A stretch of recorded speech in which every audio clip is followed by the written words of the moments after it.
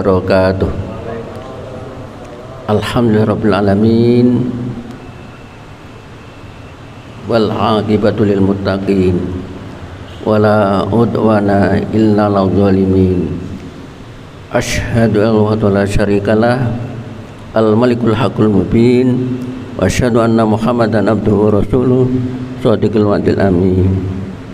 Allahumma shalli wa sallim wa barik ala nabiyyina Muhammad wa ala alihi wa sahbihi ajma'in. La haula wa la quwwata illa billahil aliyyil azim. Jamaah hadir, Bapak Ibu yang kami hormati, kita bersyukur alhamdulillah hari ini pas tanggal 1 Muharram tahun baru Hijriah.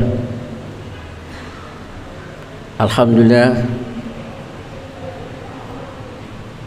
oleh Sultan Agung bulan Muharram ini dinamakan bulan Suro, karena Sultan Agung menginginkan umat Islam Jawa ini bisa memakmurkan, menghidupkan, merayakan bulan Suro, yaitu Asyura dari tanggal 10. Mengapa tanggal 10? Karena Rasulullah mengingatkan kepada kita saat beliau di Madinah melihat orang Yahudi berpuasa. Maka kamu ini ya karena menghormati Nabi Musa selamat dari kejaran Fir'aun. Maka Nabi mengatakan kami berhak untuk menghormatinya. Oleh karena itu umat Islam hendaknya berpuasa. Berbeda dengan Yahudi, artinya ya tanggal 10 tambah tanggal 11 atau sebelumnya 3 hari, 8, 9, 10 Asyura, tanggal 10 Suro. Jadi dari Asyura, dari 10-nya itu kemudian oleh Sultan Agung dikatakan Suro dari bahasa Jawa Suro. Ternyata pada peristiwa 10 Suro ini, 10 Muharram ini ternyata banyak peristiwa besar sejak Nabi Adam nanti sampai Nabi Musa, Nabi Yunus. Nabi Adam bebas mendapatkan ampunan Allah dan beliau dibimbing untuk mohon ampun. Rabbana dzalamna anfusana wa illam taghfir lana wa tarhamna lanakunanna minal khasirin. Tapi Nabi Adam terbebas mendapatkan ampunan dari Allah, kemudian diberi contoh pula, diberi petunjuk pula bagaimana mohon ampun. Yang ini bisa kita ikuti. Rabbana dzalamna anfusana wa illam taghfir lana wa tarhamna lanakunanna minal khasirin. Kemudian peristiwanya juga pada zaman Nabi Ibrahim selamat dari kobaran api Namrud. Dari kobaran api Namrud, ya pas tanggal 10 Muharram. Ya naru, ya punya. Hei api, hendaklah kamu dingin dan menyelamatkan Nabi Ibrahim. Kuni bardan wassalaman ala Ibrahim. Jadi peristiwa Nabi Ibrahim selamat dari kobaran api Namrud ini juga Sultan. Kemudian Nabi Musa jelas dikejar Fir'aun, yang kemudian Fir'aun ditenggelamkan di Laut Merah itu. Kemudian Nabi Yunus juga selamat dari perut ikan nun, sehingga sering ada bedaan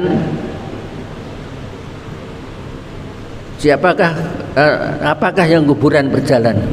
Kuburan berjalan itu ya kuburannya Nabi Yunus waktu ditelan ikan nun, mati kuburan yang berjalan. Apa yang dibaca oleh Nabi Yunus itu punya kegelapan. Berapa? Gelap dalam perut, gelap malam, gelap. Jadi tidak sekedar gelap dalam perut ikan, ya gelap dalam malam dan gelap. Jadi Satu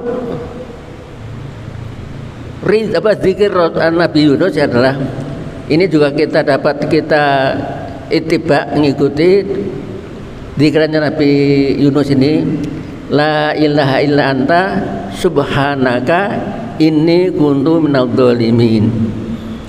Jadi kalau panjenengan menghadapi kondisi yang sangat susah, sulit, dan gambarannya sudah judek ya, nah kamu banyak dikir la ilaha illa anta subhanaka inni kuntu minadz dzalimin, la ilaha illa anta subhanaka inni kuntu minadz dzalimin. Jadi 10 malam tadi Nabi Adam, Nabi Musa, Nabi Ibrahim, kemudian Nabi Yunus yang kebetulan peristiwanya pada 10 Muharram. Mengapa Sultan Agung dulu kok menamakan bulan-bulan Hijriah itu dengan nama yang perlu diperingati seperti Muharram dikatakan surah karena di bulan itu adalah bulan termasuk salah satu bulan suci dari 4 bulan. Bulan kita ada 12, yang diambil bulan haram itu 4, Dzulqa'dah, Dzulqa'idah, Muharram, dan Rajab. Lah Sultan Agung menginginkan umat Islam itu bisa mengikuti amalan-amalan yang disyariatkan, termasuk tadi. Dan karena itu biasanya di Keraton Solo, Jogja dulu asal bulan Muharram itu ada peringatan khusus. Kemudian kalau bulan Rabiul Awal, mengapa dikatakan Maulud atau Mulud, bulan Mulud? Karena Rabiul Awal adalah saat lahirnya Nabi. Karena itu kita masih ingat Muludan, ada sekatan, ada Muludan, itu juga dirayakan waktu Sultan Agung. Sultan Agung ternyata ulama besar karena beliau pernah belajar di Arab. Jadi beliau raja tetapi ulama. Jadi karena itu beliau banyak membimbing sehingga punya tanggalan yang kebetulan namanya adalah diambil peristiwa seperti kalau Zulhijjah dikatakan bodoh besar. Mengapa dikatakan bodoh besar? Karena seluruh umat Islam seluruh dunia mengerjakan ibadah haji, sehingga dikatakan bodoh besar. Walaupun Idul Fitri juga bodoh, tapi masih dianggap yang besar itu bulan Zulhijjah, bodoh besar. Oleh karena itu peristiwa-peristiwa istimewa itu memang kita umat Islam yang kemarin pernah diingatkan, nek tahun baru miladiah 1 Januari kok gegap gembita, tetapi mengapa bulan Muharram kok tidak? Ini sebenarnya sudah dimulai Sultan-Sultan Jawa dulu, cuma sekarang kadang-kadang kita melupakan itu. Paling tidak kita jangan lupa besok tanggal 10 ditambah atau tanggal 9, tanggal 11 kita menjalankan puasa sunat, dan itu termasuk begitu syariat karena memang dituntunkan oleh Rasulullah. Hendaklah kamu mengikuti, kami berhak menghormati Nabi Musa itu, tidak hanya orang Yahudi. Karena itu nanti umat Islam jangan menyamakan dia, tapi bisa menambah. Jadi tanggal 10 dan 11 atau sebelumnya paling tidak 2 hari atau 3 hari. Ya paling tidak ya tanggal 10-nya itu kita ikut dengan ibadah puasa. Kami kira itu yang penting. Dan yang terakhir juga perlu kami sampaikan bahwa ternyata Rasulullah itu membimbing kita untuk menghadapi persoalan hidup. Sebab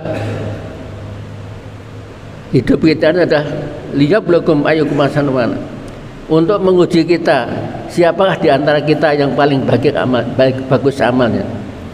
Maka Rasul memberikan tuntunan doa begini, Allahumma inni as'aluka khairal masalah. Ya Allah, aku mohon kepadamu kebagusan persoalan hidup. Kemudian disusul khairud doa, bagusnya permohonan. Karena kita sadar hamba Allah yang lemah, maka tidak ada kekuatan kecuali dengan pertolongan Allah. La haula wala quwata illa billah. Maka kita harus berdoa khairud doa. Dan doa tidak cukup saja begitu, maka kemudian disuruh khairul ilmi wa khairul amal, bagusnya ilmu dan bagusnya amal. Jadi nek panjenengan berdoa itu juga harus diikuti, karena amalan yang diterima itulah amalan yang ada ilmunya, ada dasarnya. Khairul ilmi wa khairul amal. Kemudian khairun najah, bagusnya kesuksesan, sukses.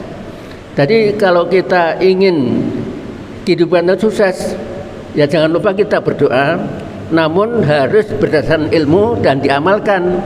Nanti kamu baca khairun najah, bagus, suksesnya itu bagus, berhasilnya itu bagus.